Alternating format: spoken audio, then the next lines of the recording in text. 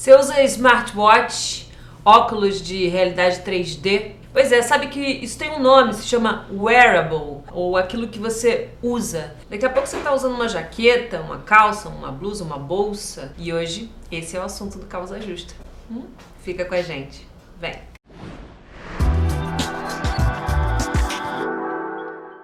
E hoje a gente bate um papo com Yane Cabral. Seja bem-vinda! Finalmente, né? Yane faz uma pesquisa sobre roupas e aquilo que a gente usa, de que forma que a gente usa e como que a gente usa. O meu interesse por tecnologias vestíveis veio do interesse de trabalhar com o corpo, com performance, de entender mais essa questão do humano na tecnologia. E aí eu comecei no laboratório na UFRJ, o Nano. Eles trabalham com organismos vivos e com tecnologia junto. E aí o meu primeiro vestível foi criado lá, que era um vestível que tinha uma planta que interagia comigo e uma vestimenta toda computadorizada, com componentes eletrônicos, e ali a gente captava parâmetros da planta e transformava isso em som e iluminação. Esse foi meu primeiro contato com vestimentas interativas e esses suportes acoplados com tecnologia. Então, sua pesquisa não apenas comprova que as plantas, elas têm emoções, digamos assim, como interagem com a gente. Sim, a pesquisa era para comprovar o que todos nós sabemos, mas algumas pessoas às vezes ignoram ou esquecem, mas que as plantas sentem e elas são bem complexas, mais do que a gente imagina. Então a proposta era um vestível que mostrasse isso, essa interação. Então tinha uma interação com a minha respiração, tinha uma interação com o toque, e ela sempre respondia comigo e com o ambiente também que eu tava. Então a planta recebia seu estímulo e você recebia o estímulo dela. Isso, era uma troca ali de respiração, de toque, era uma performance. O wearable ainda pode ser uma coisa um pouco abstrata para as pessoas. Os exemplos mais comuns são esses óculos 3D, Smartwatches. os smartwatches, os relógios. E que outras aplicações, assim, a gente pode já dizer, isso é wearable? A gente tem muita aplicação para saúde, né? A indústria da saúde, do esporte são a que tem mais investimento e que recebe mais investimento mesmo. Mas os wearables em si, a gente pode pensar que são vestimentas tecnológicas que você consegue ter uma mobilidade, que você não precisa conectar no seu computador. A gente gosta de brincar que até o nosso celular poderia ser um wearable porque a gente não consegue ficar longe dele, mas ele não tá na nossa roupa, então ele não chega a ser um wearable. Então tem essa diferença. Tem essa diferença. De vestir, né? É vestir tecnologia. Então o ciborgue não é wearable. O ciborgue não é, porque a gente pode confundir, é até normal, porque o ciborgue ele precisa ter uma conexão interna. A tecnologia ela precisa estar conectada com o teu corpo de fato. O wearable em si, ele não está no teu corpo, não está diretamente na tua corrente sanguínea ou no teu braço, dentro do seu braço, né? A gente tem um exemplo muito bom, que é o Neil Armstrong, que é um ciborgue, é o primeiro ciborgue, né, do mundo, que ele tem uma antena dentro da cabeça dele e ele tem um problema de visão que ele não consegue ver as cores. E essa antena ela emite uma frequência nas coisas e essa frequência emite um som dentro do crânio dele. Então ele ouve as coisas. Ele ouve as coisas. E aí ele consegue saber o que a gente tá usando, ou enfim, tudo o que tá em volta. Só que ele escuta as cores. Ou seja, é quase como se ele tivesse um outro sentido. Isso, é um novo órgão. Na verdade ele é um... Como é que chama? Sinestesias? Sinestésico. Ele é sinestésico. É bem doido. Eu fico imaginando na área da saúde, né? Alguma deficiência que não consiga trocar com o meio ambiente, com outras pessoas, o quanto que esses wearables podem ajudar, né, nesse lugar de ler algumas sensações ou de trazer. Quem tem, por exemplo, diabetes, eu acho que não tem Existe. Na saúde já tem. Existem mecanismos que você coloca na própria pele para ver glicose, monitorar, né? São exatamente. Mecanismos Isso é o wearable, isso quando é você o wearable. monitora, por exemplo, sinais vitais e etc. Eu acho que isso também essas pulseirinhas de batimento cardíaco. As smartbands. E aí a ideia disso é chegar na roupa como moda. Isso daí tá muito aplicado à saúde, muito prático, né? No utilitário. Mais funcional, né? Hoje é mais funcional. Por exemplo, tem pessoas que não sentem o calor, não sentem a temperatura, né? E aí, como é que poderia ser uma coisa de uma roupa, uma vestimenta, uma luva que sinalizaria, né? Ó, isso aqui tá Então, mas quente, isso eu acho que é mais utilitário, já existe, não é? Existe. Como é que isso chega na moda não utilitária? Sei lá se essa palavra se aplica à moda, mas... Eu gosto muito de pensar a moda como ciência. A gente tá acostumado a achar que moda é desejo só, que é estética, mas a moda começou no início de tudo, junto com a gastronomia. A gente se entende através da moda, a gente pesquisa. Muitos cursos são baseados na história da arte. A gente vê quadros pra gente se entender, a gente vê roupas pra a gente entender as evoluções que aconteceram. Então, o wearable hoje é uma evolução de tudo isso. Eu gosto de pensar que é uma potencialização do corpo. É você ver o que você não consegue ver.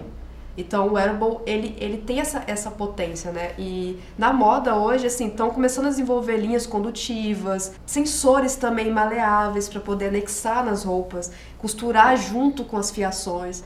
Então, assim, aqui no Brasil não tem tantos exemplos tão aplicado à moda, mas lá fora já tem esse movimento e já está bem inserido já, com impressão 3D. Linha condutiva, por exemplo? Linha condutiva é uma linha de costura normal, maleável, só que ela é banhada a prata. E aí ela conduz eletricidade, ela conduz eletricidade. Você pode ligar luzes e etc. Isso, você pode costurar LED. Por exemplo, uma vez eu vi o próprio movimento acendia. Sim. É um acelerômetro, né, que eles falam, que é um sensor que capta o movimento. E aí isso vira energia que acende, sei lá, luzes ou faz.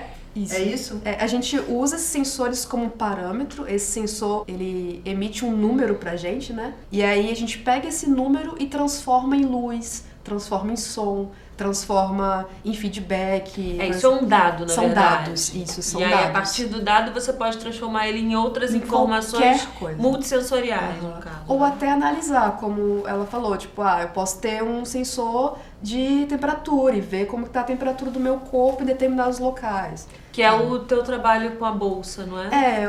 Eu desenvolvi uma bolsa, ela ainda é um protótipo, mas está em desenvolvimento, que é uma bolsa que avisa pra você como você deve se cuidar quando você está exposto ao sol. Ela te avisa de acordo com a radiação ultravioleta.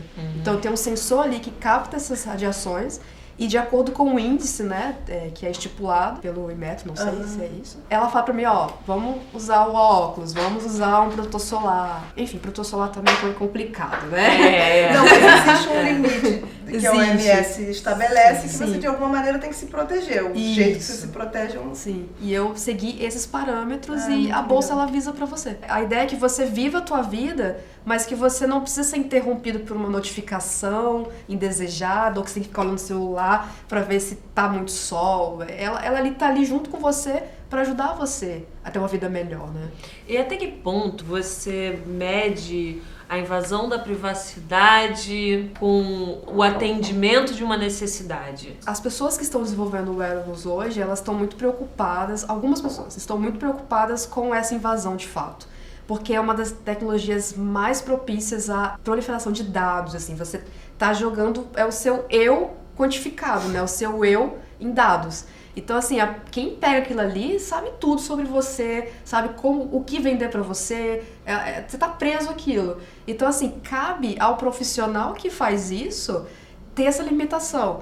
No caso, esse projeto que eu desenvolvi, eu não uso dados. Esses dados são para as pessoas. Tem que partir do profissional, tem que partir da empresa que está desenvolvendo isso, para que isso não seja ruim para a pessoa que está usando, porque realmente é uma invasão. Não, porque de repente você está usando uma camiseta, a camiseta consegue perceber se você sua mais baixo do braço que o outro. Aí ela já avisa para a empresa que faz o desodorante, fulana. Não, eu acho que nem é isso, a pior é como sensação, isso te deixa excitado, feliz, Sim. etc. E você começa a vender eu acho que esse ponto ainda é mais antiético, que é a ideia do que te realmente emocionalmente te toca. Eu acho que esse que é o limite da ética. Não só de vender, mas assim, do quanto você se emociona, aí daí pra vender. Num cinema, por exemplo, o tecido da cadeira do cinema, ele vai captar o que você tá sentindo ali, o que você pode comunicar.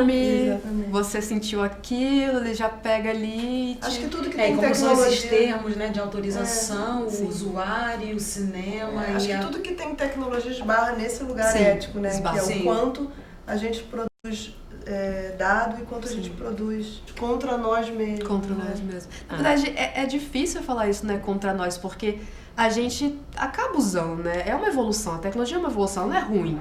Eu acho que a pessoa que faz que torna aquilo ruim, né? Tem um potencial ruim. A intenção que A se coloca. intenção, Então, assim, realmente a gente está sujeito a isso. A Aline comentou sobre termos e condições. É muito importante isso. Tem até um documentário no Netflix, termos e condições mesmo. Eles explicam que eles fazem intencionalmente as letras menores para você não ler, para você estar sujeito àquilo, para você não se importar.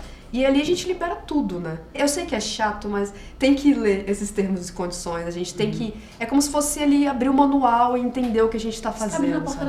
Praticamente abrindo a porta da sua casa. Sim. É isso. Você abre a porta da sua casa para tal empresa entrar e vasculhar a tua vida. É isso. E o wearable é você, né? Então é o seu clone ali dado. É como o Facebook tem, né? Aquele design que faz você sentir ansioso para ver aquela notificação. Então o wearable ele pode chegar nesse patamar. Ele pode ser uma coisa negativa, mas ao mesmo tempo é uma coisa maravilhosa, que são as pessoas que fazem isso, né? As pessoas que estão por trás dessas tecnologias têm que ser mais empáticas, né? E o wearable, ele acaba ficando talvez mais sujeito do que as tecnologias ciborgues, né? Porque essa tecnologia ciborgue, ela vem mais utilitária, talvez da medicina, conjugada com uma solução e tal, para uma pessoa que precisa de uma prótese, precisa de uma solução de saúde. Isso. Agora, o wearable, como ele tá nesse lugar também, que ele tanto pode ser utilitário, como ele pode ser também um recurso de moda, entretenimento, né, ou só comportamento. Então ele acaba ficando também nesse lugar que tem muito pano para debate, né? Sim. E tem fórum de debate no meio científico acadêmico sobre o assunto?